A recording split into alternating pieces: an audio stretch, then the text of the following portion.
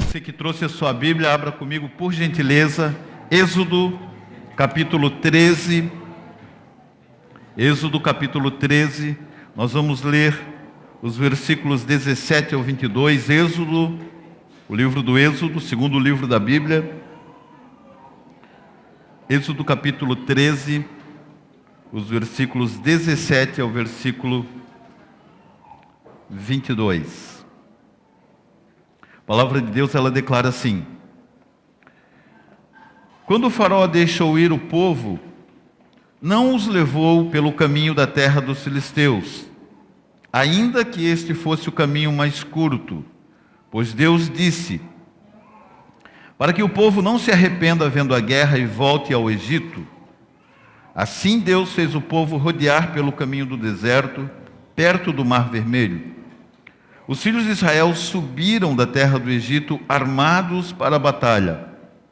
Levou Moisés os ossos de José consigo, porque havia este solenemente juramentado os filhos de Israel, dizendo, certamente Deus vos visitará, e então fazei subir daqui os meus ossos convosco. Assim, partiram de Sucote, acamparam-se em Etã, à entrada do deserto.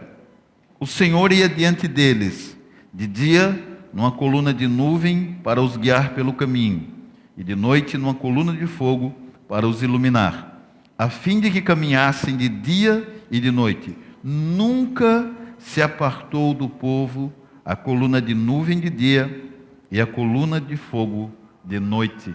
Glória a Deus. Curve sua cabeça, queridos, vamos orar mais uma vez ao Senhor. Pai, obrigado, Pai querido, por esse presente tão especial que é a Tua Palavra. Senhor, obrigado porque a Tua Palavra, ela nos abençoa. Pai, a Tua Palavra, ela edifica o nosso coração, a nossa vida. Nós somos edificados, Paizinho querido, todas as vezes que temos contato com a Tua Palavra, seja, Pai querido, um versículo, seja um capítulo, seja uma passagem, Paizinho querido. Deus, quando nos expomos aos ensinamentos da Tua Palavra, o nosso coração se fortalece, se alegra, a nossa fé, Paizinho querido, é aumentada, nós crescemos no conhecimento, na graça e no favor do Senhor. Nessa noite, Pai, nós colocamos na Tua presença, Senhor, essa porção da Tua Palavra, para que dela o Senhor possa nos alimentar através do Seu Espírito Santo, fazendo-nos compreender com maior clareza a Tua vontade, o Teu compromisso, a aliança que temos com o Senhor, Pai. Muito obrigado. Desde já eu abençoo a vida de cada um dos meus amados irmãos, com a graça, com a paz, com o amor do Senhor Jesus, em nome de Cristo Jesus. Amém. Glória a Deus. Glória a Deus. Queridos, essa passagem aqui, nós podemos ver a narrativa bíblica de um momento em que o povo hebreu está por sair do Egito, e essa saída, a forma como eles saem, ela é totalmente direcionada por Deus, ela é guiada, ela é conduzida por Deus. Deus usa aqui algumas estratégias, e as estratégias que Deus usa, querido, para poder retirar o povo do Egito e conduzi-los a Canaã, existe aqui um pensamento. Muitos estudiosos, eles fizeram aqui uma consideração geográfica em relação ao trajeto mais curto que esse povo poderia ter percorrido desde o Egito até Canaã, que era, obviamente, pelo caminho comercial, o caminho mais comum que eles usavam. No entanto, Deus preferiu trazê-los por um caminho bem mais longe, e além de um caminho bem mais longe, um caminho bem mais difícil, porque Deus os conduziu pelo deserto, né? Trouxe eles pelo deserto, um caminho várias vezes mais longo. Mas existe um propósito para que Deus tivesse feito isso. Eu quero conversar um pouquinho com vocês nessa noite sobre o porquê Deus escolheu esse caminho e qual o propósito de Deus por ter escolhido esse caminho. Então, eu quero usar como título dessa palavra nessa noite, frutificando nas dificuldades. Frutificando nas dificuldades. Nós podemos olhar as dificuldades que vivemos de duas formas.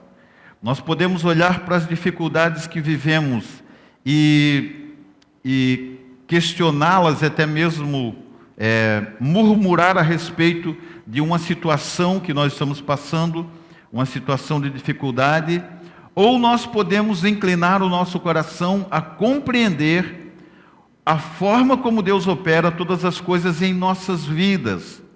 Nós temos uma aliança com Deus, e essa aliança dá ao Senhor a liberdade de operar nas nossas vidas, não como nós queremos, mas como nós precisamos. Deus, Ele olha para nós, e o coração de Deus se inclina para nos atender, não segundo o que nós queremos, mas segundo o que nós precisamos. E o que nós precisamos, na maioria das vezes, não é o que nós queremos. O que nós queremos de Deus normalmente é algo tudo bem facinho de viver, algo gostoso, agradável de experimentar, mas Deus, Ele opera de uma forma em que, na grande maioria das vezes, a forma como Ele opera a sua obra em nossas vidas gera um desconforto para a nossa alma, gera alguns pensamentos na nossa mente.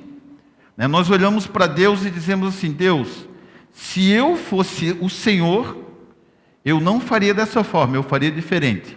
Aí Deus diz assim: bom, como Deus aqui sou eu e não você, então eu vou fazer do meu jeito e não do seu. E nessa passagem aqui, queridos, eu quero dar um destaque aqui para o versículo 1, quando ele diz assim: quando o faraó deixou ir o povo, Deus não os levou pelo caminho da terra dos filisteus, ainda que este fosse o caminho mais curto. O trajeto mais curto era o caminho, a rota comercial, o caminho comercial, que era a terra dos filisteus. Deus não levou o povo por esse caminho. E ele justifica por quê. Ele diz: disse Deus, para que o povo não se arrependa vendo a guerra e volte para o Egito. Quando nós olhamos essa passagem bíblica, existe aqui, nessa passagem bíblica, uma figuração muito precisa, muito exata, daquilo que nós vivemos como cristãos. A trajetória do povo hebreu entre a saída do Egito e a sua entrada em Canaã, ela tem toda uma figuração representativa da nossa caminhada com Cristo. De alguma forma, um dia, eu e você fomos habitantes ou moradores do Egito, ou escravos no Egito. O Egito aqui é uma figura do mundo, Faraó uma figura de Satanás, Moisés ele é uma figura de Jesus Cristo, o libertador do povo hebreu, que veio, habitou entre o povo e, estando no meio do povo, então pôde operar esse livramento, essa liberdade. Eu quero usar, queridos, esse título, Frutificando nas Dificuldades, com o propósito de nos fazer compreender que nem toda dificuldade que nós vivemos, diferente do que nós imaginamos, é uma punição de Deus por causa do nosso pecado. Nós passamos por algumas dificuldades e nós dizemos assim: Deus, o Senhor está me punindo porque eu fiz aquilo, Eu fiz aquela coisa errada, o Senhor lembra, Deus, aquele negócio que eu fiz? Deus diz: pois é. Aí agora o Senhor está me punindo por causa disso, não é isso? Eu disse: não é nada disso. Eu não estou lhe punindo, filho. Eu estou lhe levando para um caminho diferente daquilo que você imagina, mas com toda certeza você alcançará a sua herança. Você vai chegar aonde eu, Deus, quero que você chegue. Então, todos nós, queridos, todos nós temos uma promessa de Deus sobre a nossa vida, que alcançaremos a herança que Deus preparou para mim e para você. Nós temos uma herança estabelecida por Deus em nossas vidas. E o compromisso de Deus, prioritário, não é fazer com que nós tenhamos uma trajetória agradável, mas fazer com que nós tenhamos uma trajetória exitosa. E por isso, por causa disso, às vezes eu e você vamos passar por alguns momentos de dificuldade. Por exemplo, nessa passagem nós vemos a forma como Deus direcionou o seu povo na saída do Egito, não pelo caminho mais rápido, e sim pelo caminho mais seguro. Deus nunca intencionou nos conduzir pelo caminho mais agradável, mas sempre pelo caminho que nos trará as melhores conquistas. Nós imaginamos o seguinte: Deus, se o caminho comercial, a terra dos filisteus, era o caminho mais rápido, por que o Senhor nos levou pelo deserto? Fazendo uma breve consideração, por exemplo, foi no deserto que Deus deu ao povo as leis. Foi no deserto que Deus construiu o tabernáculo. Foi no deserto que Deus veio habitar entre o seu povo. Tudo isso aconteceu no deserto, ou seja, na nossa consciência natural, nós consideramos sempre aquilo que necessita ser mais rápido. Mas no entendimento de Deus, nós necessitamos daquilo que é mais favorável para nós. Então existe aqui todo um agir de Deus para que o povo pudesse não somente sair do Egito, mas com toda a garantia de Deus alcançar a sua herança. E eu creio, queridos, que nessa condução de Deus em nossas vidas, o compromisso maior de Deus não é nos proporcionar uma caminhada agradável, prazerosa, nos proporcionar uma caminhada exitosa. Vamos ver algumas características das escolhas que Deus fez para o seu povo e que o levou às suas grandes conquistas. No versículo 17, nós lemos aqui, ele diz: quando o faraó deixou ir o povo, Deus não o levou pelo caminho da terra dos filisteus, ainda que este fosse o mais curto, pois Deus disse, para que o povo não se arrependa vendo a guerra e volte ao Egito. Primeiro pensamento, anote ali, você que está anotando, saia definitivamente do Egito. Saia definitivamente do Egito. Queridos, muitos de nós, muitos crentes, eles vêm para a igreja e eles têm uma dificuldade muito grande de abandonarem as coisas do mundo.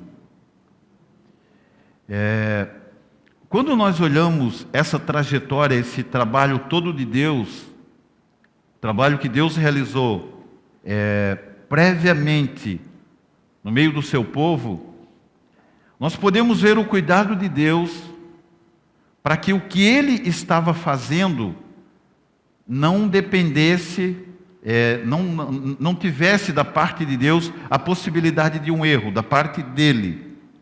Qualquer impossibilidade de alcançar o propósito de Deus não seria, em momento algum, culpa de Deus. Nós vemos aqui que algumas pessoas não alcançaram isso, e nós podemos ver que elas não alcançaram por culpa delas e não por culpa de Deus. Elas não alcançaram, queridos, muitas vezes por causa da murmuração que elas fizeram contra o que Deus estava fazendo. E por conta dessa murmuração, Deus as impediu de alcançarem aquilo que Deus tinha para a vida dela. Então, primeiro pensamento, saia definitivamente do Egito. Agora eu quero que você use ali o seu cotovelo profético de novo, vai botar em exercício ali, e você vai dizer para a pessoa aí do seu lado, vai dizer para ela, irmão, saia definitivamente do Egito. Principalmente para aquele que você sabe que ainda guarda consigo algumas características do Egito. Esse você pode bater um pouquinho mais forte até, se você entender que ele ainda guarda algumas características do Egito, dá umas 2, 3 cotoveladas nele ali, e diz, irmão, saia definitivamente do Egito. Quando nós olhamos essa parte das Escrituras, antes de tirar o povo do Egito, vocês lembram, né, nós conhecemos isso, Deus mandou as 10 pragas. Né? E é interessante que nós olhamos as Escrituras e Deus diz assim para Moisés: Moisés, eu quero que você tire o meu povo do Egito e leve eles para Canaã. Deus fala para Moisés, Moisés reluta um pouquinho ele com Deus, mas finalmente ele concorda e diz: tá bom, Senhor, eu vou. E só que é o seguinte, Moisés, eu endureci o coração de Faraó para que Faraó não os deixe ir. Aí Moisés para e diz assim: como que é, Senhor? O Senhor está me pedindo para eu tirar o povo, mas o Senhor mesmo endureceu o coração de Faraó? Sim. Deus, eu não estou entendendo o que o Senhor está fazendo. Não estou compreendendo isso. Existia um propósito de Deus nisso, para que Deus pudesse mandar as 10 pragas sobre o Egito. Porque essas 10 pragas, queridos, elas representavam 10 ídolos, os 10 maiores ídolos que existiam no Egito. Por exemplo, o Nilo era um deus para eles. O rio Nilo era um deus para os egípcios. E Deus então converte toda a água do Nilo em sangue. E dentro de alguns dias aquele sangue começa a feder, ficou fétido, né? Ficou horrível. Então as pessoas passavam ali pelo Nilo e aquilo que para elas era um Deus, de repente se tornou uma coisa repugnante. Então, antes de Deus tirar o povo do Egito, Ele precisou tirar alguns ídolos que o povo havia contraído. Deus venceu, derrubou alguns ídolos ali. Cada praga daquelas, queridos, era um ídolo que Deus antecipadamente Ele removeu do coração do povo. Quando Ele tira o povo do Egito, Ele trouxe eles pelo deserto, e Ele manteve o povo por um longo tempo no deserto para tirar o Egito do coração do povo. Ele não somente teve que tirar o povo do Egito, mas mais difícil ainda foi tirar o Egito do coração do povo. Porque quando eles chegam no deserto, no Egito eles eram escravos. E a Bíblia, queridos, ela dá a entender que era uma escravidão extrema. Eles trabalhavam mais ou menos tipo 4 horas da manhã até as 11 horas da noite. Quando eles chegavam em casa, dava tempo assim, né, de tomar um banho, né, aquele banho bem rapidinho, deitar, dormir um pouquinho e depois já acordava de novo. E eles trabalhavam o dia inteiro, fazendo tijolos para que os egípcios construíssem as suas cidades. Eles trabalhavam ostensivamente, escravos. E Deus então envia Moisés e diz: Moisés, vai lá e liberta o meu povo. Quando eles saem do Egito, eles deveriam sair do Egito com um senso de gratidão muito grande a Deus. Puxa, Deus, né, obrigado, o Senhor nos tirou da terra da escravidão, agora nós somos livres. Mas eles custaram a entender que Deus estava tirando eles do Egito para a liberdade. Tanto é que a primeira adversidade que surgiu, eles chegaram para Moisés e disseram o seguinte para Moisés: Moisés, você nos trouxe para esse deserto, para nós morrermos aqui, para nos matar nesse deserto? Por que você não nos deixou lá no Egito? Pelo menos lá nós tínhamos alho e cebola. Né? Eu particularmente gosto de alho e cebola. Né? Agora eu não sei por que eles não gostavam. Eles disseram: olha, Moisés, lá no Egito nós tínhamos alho e cebola. Né? Só isso, mais nada. Né? Alho e cebola no café da manhã, alho e cebola no almoço, na janta, todo dia alho e cebola. Né? Eu também não ia gostar se fosse todo dia alho e cebola, né, queridos? Mas Deus, Ele precisou tirar o Egito do coração do povo. Por isso que eles tiveram esse tempo. Muitas práticas, queridos, quando nós saímos do mundo e viemos para a igreja, ouça bem isso.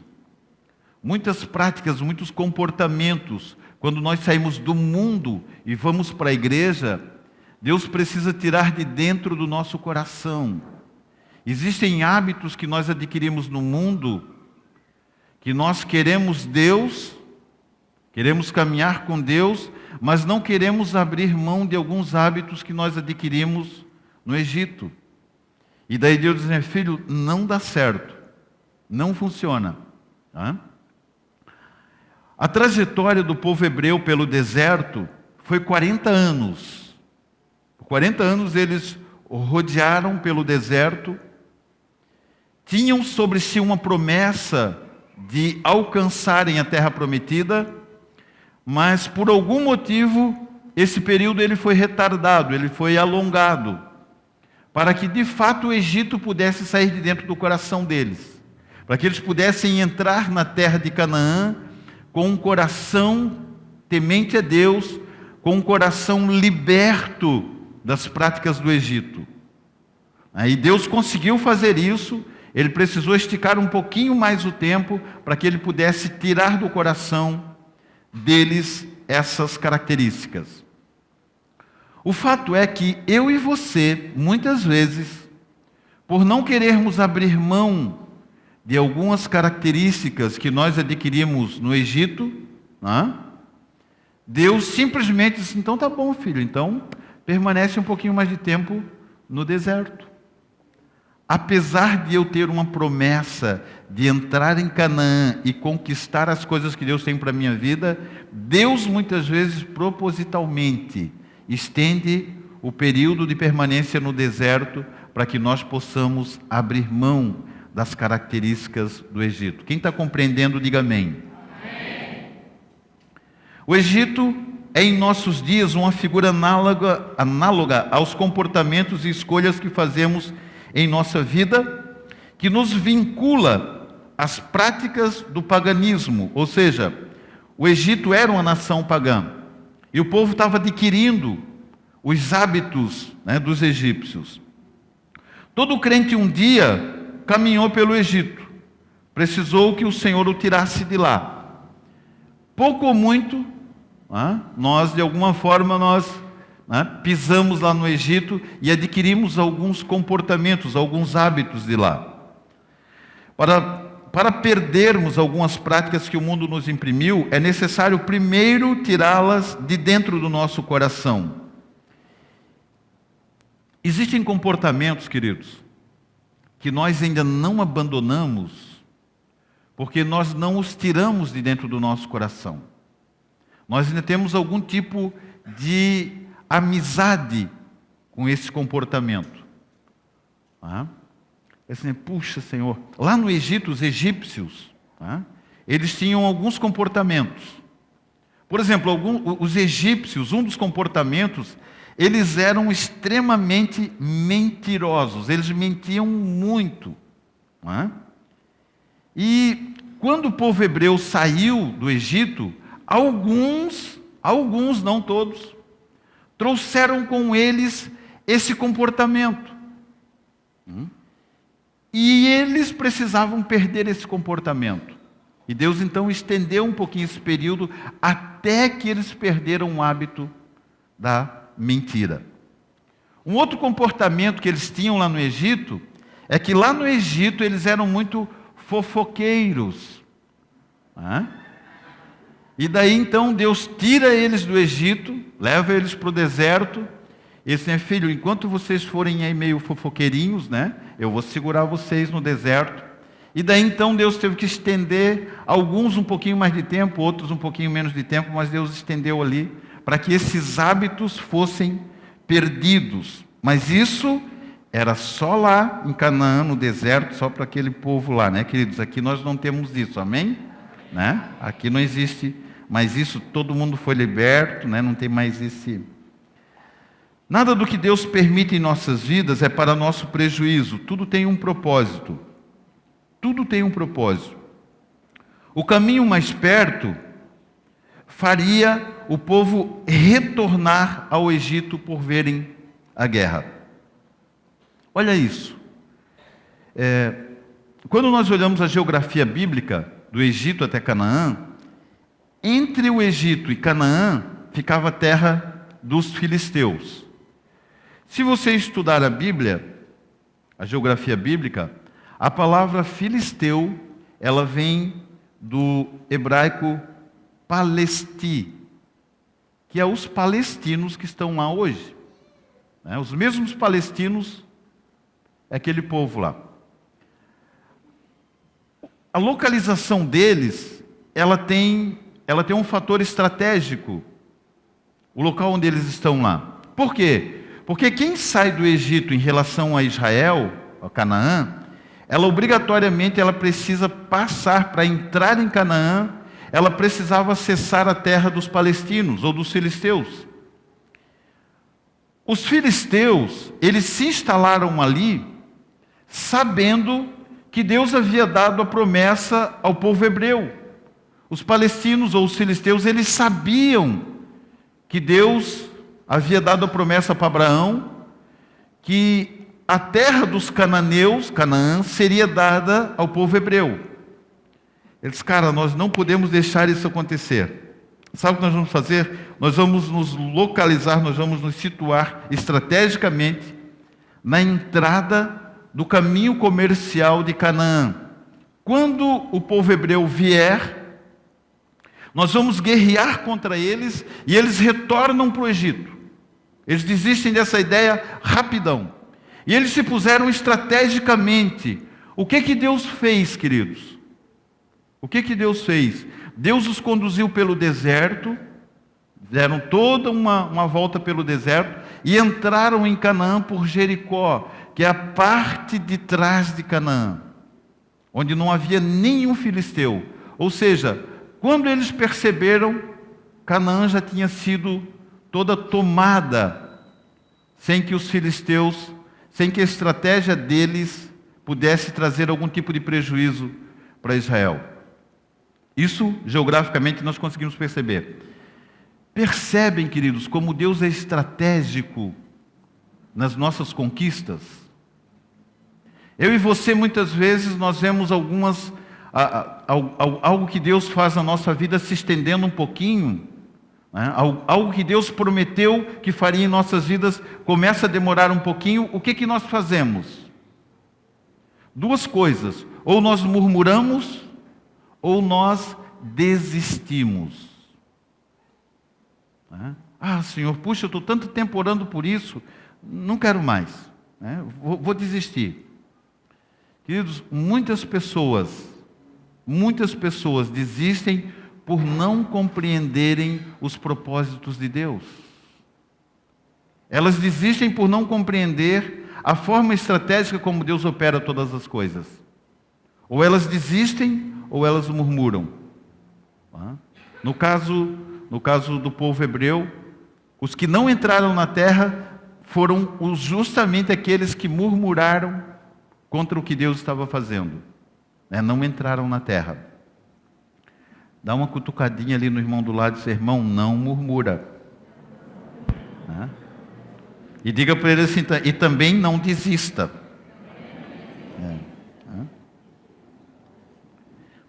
Deus sempre nos levará pela forma menos provável ao caminho das grandes conquistas. Se você considerar a possibilidade de fazer esse trajeto, do Egito a Canaã, passando pelo deserto, queridos, do ponto de vista humano, é loucura. É loucura passar pelo deserto. É um caminho muito mais longe. Mas Deus, Ele é estrategista, queridos. O nosso Deus, é um Deus estrategista. Nunca reclame daquilo que o Senhor está fazendo em sua vida. Ele provavelmente escolheu te levar por um caminho onde você jamais desistirá das suas conquistas. Você jamais desistirá delas. Não reclame de uma caminhada difícil. Não reclame de uma caminhada difícil. A caminhada fácil poderia, com certeza, tirá-lo do seu propósito. Segundo pensamento, o versículo 18, ele diz assim: assim Deus fez o povo rodear pelo caminho do deserto, perto do Mar Vermelho. Os filhos de Israel subiram da terra do Egito armados para a batalha. Eles subiram armados para a batalha. Queridos, eles nunca haviam participado de uma guerra. Eles não tinham habilidade para guerrear, mas subiram armados para uma batalha, para uma provável batalha. Então, segundo pensamento, esteja sempre armado para os dias de batalha.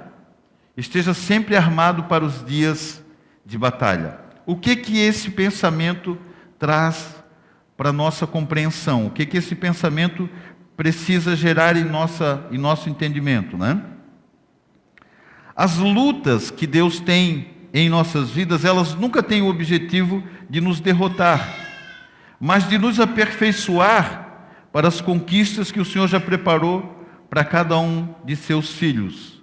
O propósito de Deus não é nunca permitir que sejamos derrotados, mas que sejamos aperfeiçoados para as conquistas que o Senhor preparou para as nossas vidas.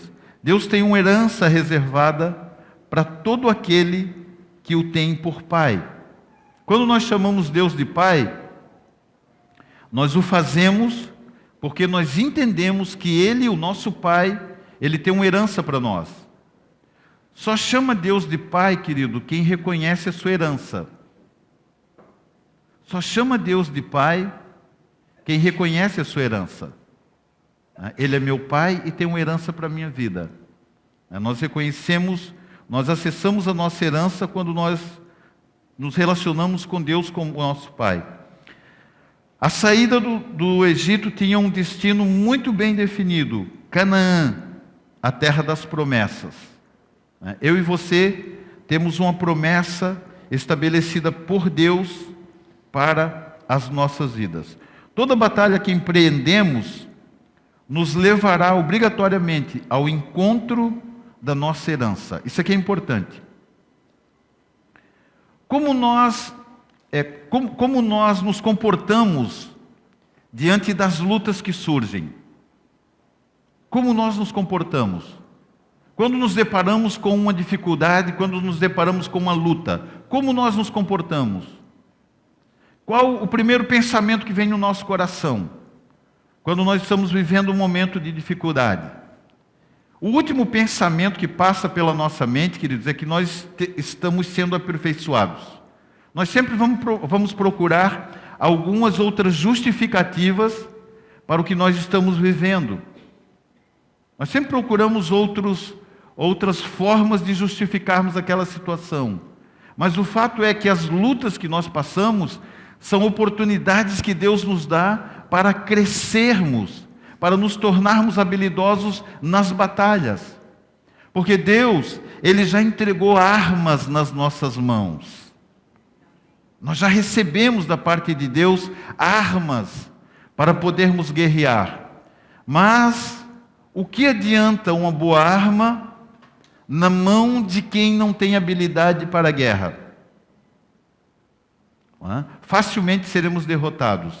Então, além das armas que Deus nos entrega, Ele também nos dá experiências para que nos tornamos hábeis nas batalhas. Por exemplo, quais são as armas que Deus coloca em nossas mãos?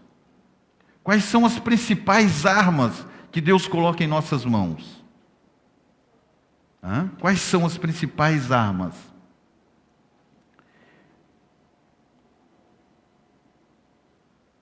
Uma dessas armas, e nós podemos colocar como sendo a mais poderosa delas, é a nossa oração. A nossa oração. Sem sombra de dúvidas, queridos, a arma mais poderosa. O que adianta ter uma arma poderosa na mão e não usá-la?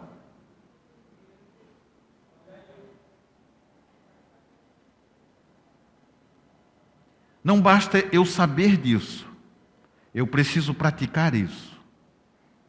Não basta que eu saiba que a oração é uma arma poderosa. Eu preciso ter uma vida de oração, um comportamento de oração. Senão eu corro o risco. Imagina essa cena, né? Um soldado com a metralhadora na mão, fugindo de alguém com a faca. né? Ele correndo com a faca, ele fugindo com a metralhadora na mão. Por que ele estava fugindo se ele tem uma metralhadora? Não sabe usar a arma que tem. Quando nós não oramos, quando nós negligenciamos a nossa vida de oração, é como um soldado correndo, fugindo com a metralhadora na mão. Temos a arma, mas não sabemos usá-la. Queremos conquistar as coisas que Deus tem para a nossa vida, queremos acessar a herança que é nosso direito, mas não temos as armas para guerrear, para combater nas adversidades que surgem. As adversidades, elas nos aperfeiçoam. Uma arma poderosa. Outra arma preciosa que nós temos, chama-se comunhão. Comunhão. Um dos lugares, queridos, de melhor comunhão que nós temos, pastor, eu gosto de ir no culto porque no culto nós temos comunhão. O lugar de melhor comunhão que nós temos chama-se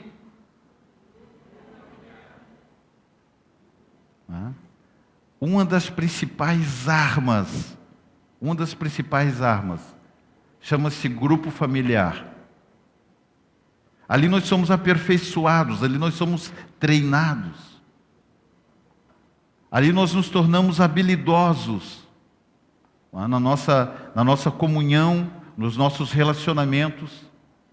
Ali nós compartilhamos a palavra, ali nós esmiuçamos essa palavra, né? Por exemplo, essa palavra que nós estamos compartilhando hoje, essa semana, ela vai ser compartilhada nos grupos familiares, amém? Nós vamos compartilhar. Você que está anotando essa palavra, eu tenho certeza que Deus está falando ao seu coração nessa noite.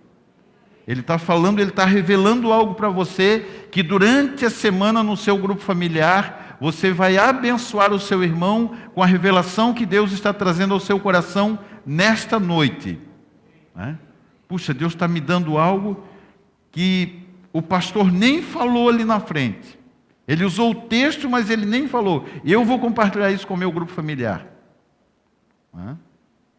São armas que Deus nos dá, que nos torna, que nos faz soldados hábeis para as batalhas que surgem na nossa vida. A caminhada que nos leva ao encontro de nossa herança hoje não se dá mais caminhando fisicamente entre o Egito e Canaã, mas se dá na trajetória que nós vivemos dentro da igreja ou como igreja. A nossa vida na igreja, queridos, a nossa vida na igreja, ela tem uma representatividade dessa trajetória. Porque é na igreja que nós fazemos essa caminhada. É dentro da igreja.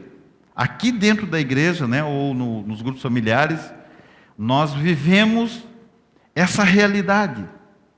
Essa saída do Egito e a entrada em Canaã.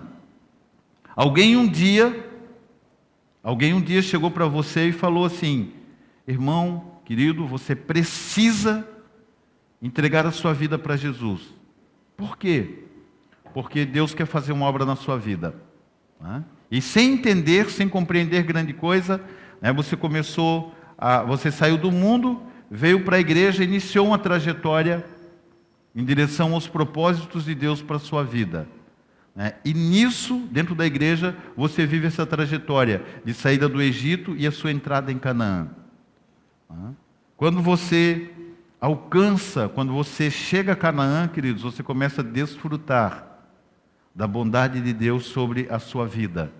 Deus começa a mostrar a sua generosidade.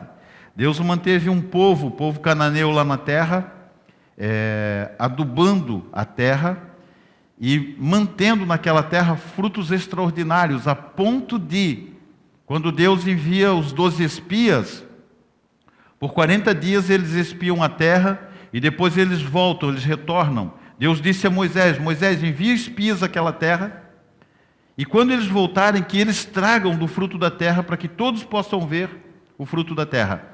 E a Bíblia diz, queridos, em Números capítulo 13, que quando eles voltaram, trouxeram um cacho de uva. Para eles trazerem um cacho de uva, precisava 2 homens. Eles puseram um cacho de uva numa vara, puseram nas costas, e voltaram para o deserto, para o Negueb, onde eles estavam lá, para mostrar, olha, esse é o fruto que nós trouxemos lá de Canaã. E daí o povo fez, olhou o fruto, um cacho de uva trazido numa vara por 2 homens. Imagina isso. Quão fértil era aquela terra, né? Os que entraram na terra começaram a desfrutar da bondade de Deus. Queridos, Deus tem uma terra deleitosa preparada para a minha vida e para a sua vida, queridos. Deus tem algo maravilhoso. As promessas de Deus, nós não... A palavra de Deus, ela diz assim, aquilo que o olho não viu, o ouvido não ouviu e não subiu ao coração do homem, são as coisas que Deus preparou para aqueles que o amam. Então existe uma promessa maravilhosa para a nossa vida. Nós temos muito interesse em alcançarmos aquilo que os nossos olhos veem. Tudo que os nossos olhos veem se torna interessante para nós. Mas quando a palavra de Deus diz que Deus tem promessas maravilhosas para nós, por não vermos, ignoramos. Corremos o risco, inclusive, de desistirmos da caminhada. Eu não sei se Deus preparou algo tão maravilhoso assim para mim, não. Eu acho que eu vou retornar para o Egito. Queridos, caminhem sempre. A caminhada que nos leva ao encontro de nossa herança. Perdão, deixa eu...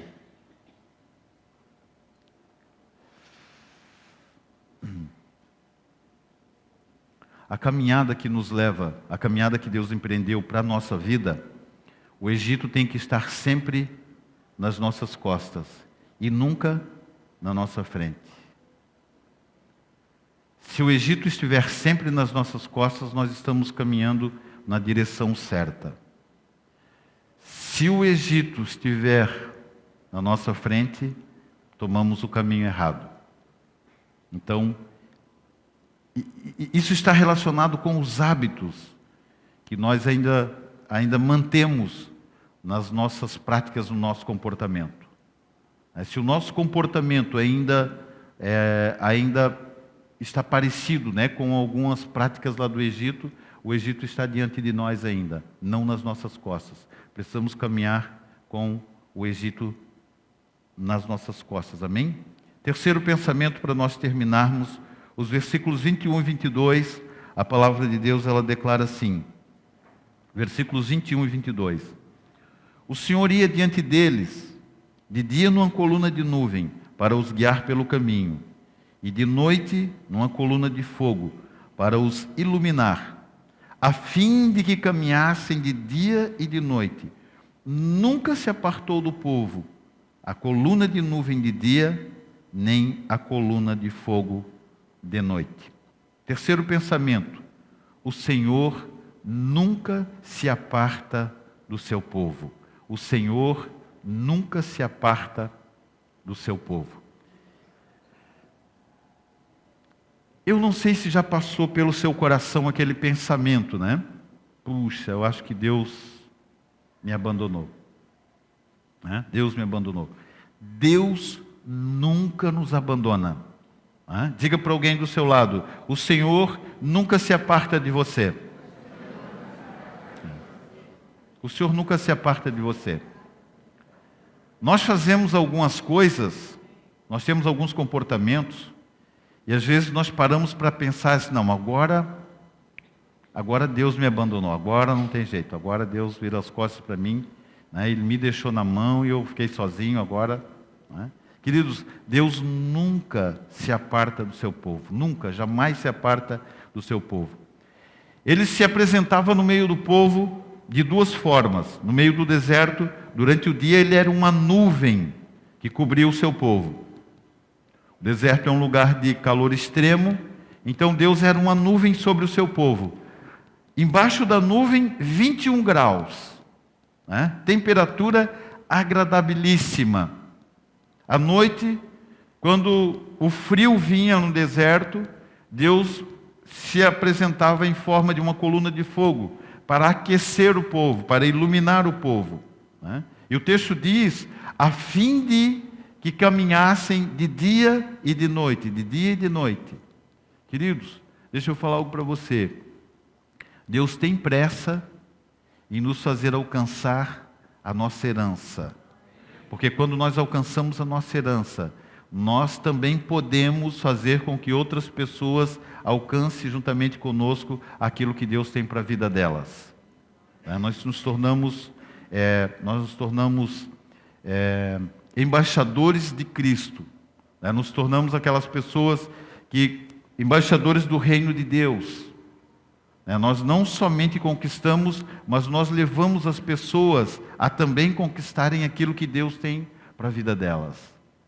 Deixa eu fazer uma pergunta para você, não precisa responder. Quantas pessoas você já trouxe para que elas possam alcançar também, igual a você, a sua herança? Pastor, eu ainda não trouxe nenhuma.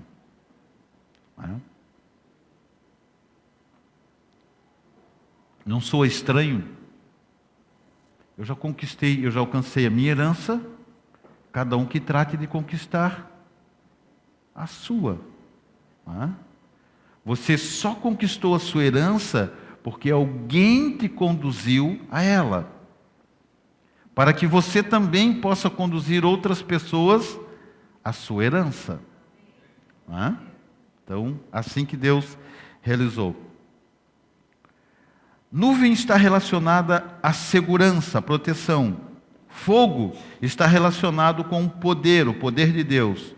O Senhor nos conduz em segurança e com o seu poder todos os dias de nossas vidas. Ainda hoje, a mesma nuvem nos rodeia de cuidados todos os dias, nos fazendo prosperar através do amor de Deus pela sua igreja. Amamos a igreja porque estamos debaixo dessa nuvem. A nuvem hoje, ela está sobre a igreja do Senhor Jesus, lugar onde somos acolhidos e protegidos com segurança e com poder. Você não vê mais a nuvem de Deus aí fora, cobrindo o seu povo. A nuvem agora, queridos, ela não é mais uma nuvem física como era naqueles dias. Ela agora é um lugar espiritual onde o povo de Deus se reúne, onde o povo de Deus se encontra. Onde o povo de Deus está, aquela nuvem está ali cobrindo o seu povo, guardando, protegendo e manifestando o seu poder no meio do povo. Amém, queridos? A igreja hoje é o lugar onde essa nuvem se manifesta. Estamos vivendo um tempo onde a palavra de Deus, seja no Antigo Testamento ou no Novo Testamento, somos influenciados por aquilo que a palavra de Deus foi para o povo de Deus, em toda a sua trajetória.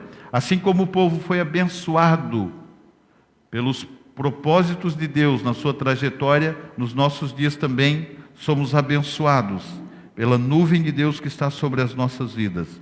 Queridos, de alguma forma, essa nuvem hoje, ela está sobre as nossas vidas. De alguma forma, essa nuvem hoje está neste lugar, para trazer a graça, o favor de Deus sobre as nossas vidas, para nos conduzir em direção aos propósitos que Deus tem para a nossa vida. A igreja, queridos, a igreja é o lugar onde nós encontramos essa proteção de Deus. A igreja é um lugar onde nós concordamos, onde nós dizemos, Senhor, eu quero estar debaixo dessa nuvem. Eu quero alcançar os propósitos do Senhor. Eu quero alcançar a promessa de Deus que está sobre a minha vida. O desejo do meu coração é que cada um de nós, queridos, tenha esse entendimento. Senhor, eu quero caminhar debaixo dessa nuvem. Senhor, eu não quero me afastar dessa nuvem. Nessa nuvem eu encontro proteção. Nessa nuvem eu encontro direção para a minha vida. Nessa nuvem a minha caminhada é mais produtiva. A nuvem e a coluna de fogo, ela existia para que o povo caminhasse de dia e de noite. Dentro da nuvem, debaixo da nuvem, nós caminhamos de forma produtiva, nós caminhamos de uma forma constante, de uma forma permanente. Debaixo da nuvem, queridos, nós alcançamos mais rapidamente os propósitos de Deus para a nossa vida. Amém?